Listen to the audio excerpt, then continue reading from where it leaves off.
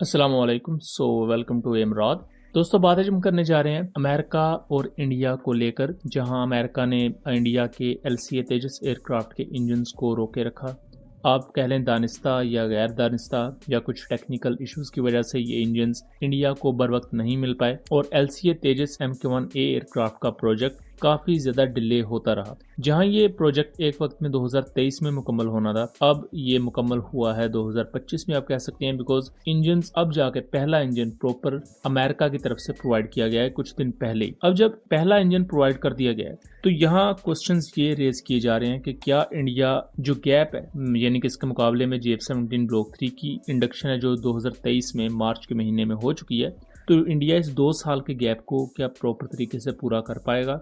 और जिस तरह ब्लॉक 3 का इम्पैक्ट इंटरनेशनल डिफेंस मार्केट में देखा गया है, क्या वैसा इम्पैक्ट अब एलसीए तेजस भी अपना वहां छोड़ पाएगा? इन तमाम चीजों को डिस्कस करते हैं। दोस्तों, इंडिया अपने एलसीए तेजस MK1A और MK1 एयरक्राफ्ट और जितने भी इसके बेसिक प्रोटोटाइप्स हैं, उनमें अमेरिका का general electric GE F404 engine use करता है, जो कि अमेरिका के F-18 एयरक्राफ्ट में भी यूज होते हैं। 2016 से पहले ऐसे 65 के करीब इंजन इंडियन एयरफोर्स को प्रोवाइड किए गए थे और अब तक 40 से 50 के दरमियान एलसीए तेजस, जो कि MK1 स्टैंडर्ड के हैं, वो इंडियन एयरफोर्स का हिस्सा है। इन 40 में से भी काफी एयरक्राफ्ट तो प्रोटोटाइप्स हैं, ये टेक्नोलॉजी डेमोन्स्ट्रेटर हैं और कुछ ऑपरेशनल। अब 65 इंजन डिलीवर करने का मतलब ये नहीं है कि इंडिया ने 65 के 65 ही जहाज भी बनाए हों। बेसिकली तमाम इंजन एक ही वक्त में ऑपरेशनल नहीं रखे जाते। कुछ इंजन को नॉर्मली रख लिया जाता है कि अगर एक एयरक्राफ्ट में ऑपरेशनल इंजन की सर्विस लाइफ पूरी होती है तो जब तक वो सर्विस होके वापस नहीं आएगा तब तक जो आपके रिजर्व में पड़े हुए इंजन हैं उन्हें यूज कर लिया जाएगा। तो बहरहाल 2016 से पहले इतने इंजन प्रोवाइड किए गए अमेरिका की तरफ से और उसके बाद एक बहुत बड़ा डिले आया। इस डिले की वजह से एलसीए तेजस MK1A एयरक्राफ्ट का जो प्रोजेक्ट है, जो कि ब्लॉक 3 की ही तरह एक 4.5 जनरेशन का लाइट कॉम्बैट एयरक्राफ्ट है, इसमें बहुत ज्यादा डिलेज है। इनिशियली ये सोचा जा रहा था कि 2022 से 2023 के दरमियान MK1A एयरक्राफ्ट को इंडक्ट हर सूरत किया जाएगा, लेकिन ये डिले होता होता 2025 ऑलमोस्ट आ चुका है। यही वो वजूहत है कि इंडियन एयरफोर्स चीफ भी इससे पहले काफी गुस्सा कर चुके हैं हिंदुस्तान एरोनॉटिकल लिमिटेड पर, और यहाँ उन्होंने इंजन डिलेज के साथ साथ MK1A एयरक्राफ्ट पर भी तनकीद इस कॉन्टेक्स्ट में की थी कि अभी भी इसमें वो ऑपरेशनल रिक्वायरमेंट्स पूरी नहीं की जा रही जो कि इंडियन एयरफोर्स को चाहिए। जैसा कि अभी भी बहुत से वेपन सिस्टम्स ऐसे हैं जिनकी प्रॉपर इंटीग्रेशन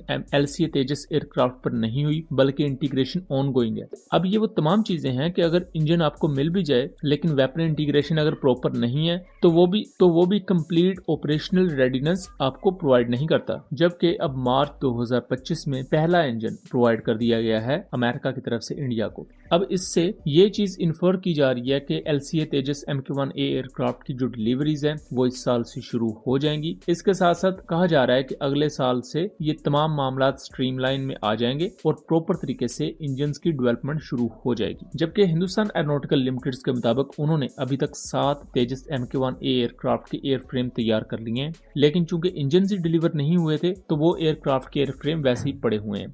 तो अब उनमें जब इंजन लगाए जाएंगे उन पर प्रॉपर फिर टेस्टिंग होगी एंड देन फ्लाइट टेस्टिंग और फिर इन्हें इंडियन एयरफोर्स में इंडक्ट कर लिया जाएगा। अब इसके बाद अगर हम इस चीज को डिस्कस करें कि अगर एलसीए तेजस MK1A एयरक्राफ्ट की प्रोडक्शन स्ट्रीमलाइन में आ जाती है, रोबस्ट हो जाती है, जैसा कि हिंदुस्तान एरोनॉटिकल लिमिटेड अब दावा कर रही है, तो क्या ये JF-17 के लिए कोई अच्छी चीज होगी? शायद ये JF-17 को एक टफ कंपटीशन देगा, क्योंकि इससे पहले नाइजीरिया को इंडिया ने जब ऑफर किया तो उन्होंने इसी वजह से ही तेजस एयरक्राफ्ट में इंटरेस्ट नहीं शो किया, बिकॉज अभी तो इसके इंजन डिलेज चल रहे थे। अभी तो इंडियन एयरफोर्स खुद भी इस पर नाराज ही थी, जिसकी वजह से नाइजीरिया ने कोई खास इस पर तवज्जो नहीं दी। इसी के साथ साथ बहुत से ऐसे कंट्रीज जिनको इंडिया ने तेजस एयरक्राफ्ट पिच करने की कोशिश की, बट ऑब्वियसली वो मुल्क कभी भी ऐसा एयरक्राफ्ट नहीं खरीदेंगे जिसको खुद उसकी अपनी एयरफोर्स प्रॉपर तरीके से ऑपरेशनलाइज नहीं कर पा रही। वेपन इंटीग्रेशन उसमें 100% तक नहीं देखने को मिला जो कि रिक्वायरमेंट है एयरफोर्स की, और उनके इंजन की डिलीवरीज भी डिलेड है। बट अगर GE F404 इंजन की बात की जाए तो ये एक रोबस्ट इंजन है और लाइट कॉम्बैट एयरक्राफ्ट के लिए काफी सफिशिएंट है। ये 0.95 के around thrust to weight ratio LCA Tejas को प्रोवाइड करता है और ऑलमोस्ट इतनी ही thrust to weight ratio JF-17 Thunder की भी है। लेकिन अमेरिकन इंजन होने की वजह से अभी भी इस पर डाउट्स कास्ट किए जा रहे हैं और ये डाउट आपको इंडियन ऑफिशियल्स इसके साथ साथ जो इंडिया के एनालिस्ट हैं वो भी इस चीज को मान रहे हैं कि अमेरिका के इंजन होने की वजह से LCA तेजस के साथ इंडिया को कितनी एक्सपोर्ट सक्सेस मिलेगी ये अभी प्रॉमिसिंग नहीं है। बिकॉज अमेरिका के आजकल जिस तरह की पॉलिसीज चल रही हैं कि उन्होंने अपने बहुत करीबी इत्तेहादी कनाडा के साथ जिस तरह ताल्लुकात ख़राब किए हैं, नेटो भी कोई बहुत ज़्यादा खुश नहीं नज़र आ रही। सो अमेरिका की पॉलिसीज़ इस तरह की रही हैं और फ्यूचर में भी कोई प्रॉमिसिंग एसेंस मौजूद नहीं है कि अमेरिका के ताल्लुकात इंडिया के साथ हमेशा बहुत अच्छे रहेंगे। और रिसेंटली 2025 के शुरू में भी अमेरिका ने कुछ इंडियन कंपनीज पर सैंक्शंस लगाई सिर्फ इस वजह से बिकॉज उनके रशिया के साथ ट्रेड रिलेशंस थे और इंडिया कभी भी अमेरिका के पीछे लग के रशिया के साथ कोऑपरेशन तो नहीं छोड़ेगा, ये तो बात बिल्कुल 100% है और कोई मुल्क भी इस तरह नहीं करता। तो यहाँ देखना दिलचस्प होगा कि ये अमेरिकन इंजन्स क्या इंडियन एयरफोर्स को लॉन्ग टर्म में फायदा दे पाएंगे या नहीं। ओवरऑल अगर इसके टेक्निकल एस्पेक्ट की बात की जाए तो ये अच्छा इंजन है। तेजस MK1A एयरक्राफ्ट के लिए ये एक लाइफलाइन साबित होगा। बट अगर तेजस को एक्सपोर्ट करवाना है तो उसके लिए अमेरिकन इंजन शायद उतने अच्छे ना हो। उसके लिए आपको अमेरिका की हर मुल्क के लिए सेपरेट इजाज़त लेनी पड़ेगी और वो चीज़ कभी कभी ट्रबल करती है। इसके मुकाबले में अगर JF-17 ब्लॉक 3 के इंजन को देखा जाए तो इसमें फिलहाल पुराना RD-93 इंजन यूज़ कर रहा है। Thrust to weight ratio almost उतनी ही रहेगी जितनी MK1A में आपको देखने को मिलती है। बट पाकिस्तान एयरफोर्स को फ्यूचर में एक रोबस्ट इंजन चाहिए जो कि चाइना का WS-19 हो सकता है या WS-13 हो सकता है, ताकि ऑनबोर्ड एवियोनिक्स आपका एक्टिव इलेक्ट्रॉनिकली स्कैन्ड रेडार इनको ज्यादा पावर मिल सके। बिकॉज यहाँ जो पावर सप्लाई है लाइट कॉम्बैट एयरक्राफ्ट में इन तमाम चीज़ों को लेकर इश्यूज आते हैं और ये चीज़ इनकी कैटेगरी के साथ जुड़ी हुई है।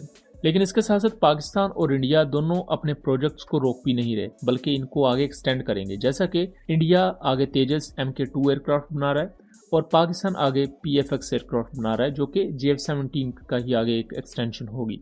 सो पाकिस्तान और इंडिया के अपने इन एविएशन प्रोजेक्ट्स को लेकर प्लान्स काफ़ी लंबे हैं, लेकिन जो इंजन इश्यूज हैं वो भी एग्जिस्ट करते हैं। इंडिया के इंजन इशू की वजह से इस पूरे तेजस MK1A के प्रोजेक्ट को 2 से 3 साल का डिले देखने को मिला है, जबकि दूसरी तरफ पाकिस्तान ने एग्जिस्टिंग RD-93 इंजन के साथ ही ब्लॉक 3 को बनाने का फैसला किया। बट रिपोर्ट्स मौजूद हैं कि पाकिस्तान फ्यूचर में रोबस्ट इंजन को इन तमाम एयरक्राफ्ट में इंटीग्रेट करेगा और ओल्डर RD-93 इंजन को रिप्लेस कर दिया जाएगा।